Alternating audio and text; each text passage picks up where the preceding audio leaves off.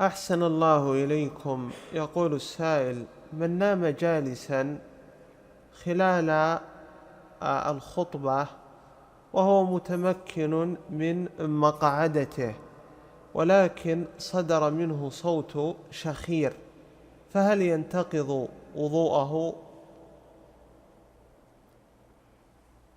أرجو أنه لا ينتقض وضوءه، لأن الشخير يحصل حتى مع النعاس. نعم.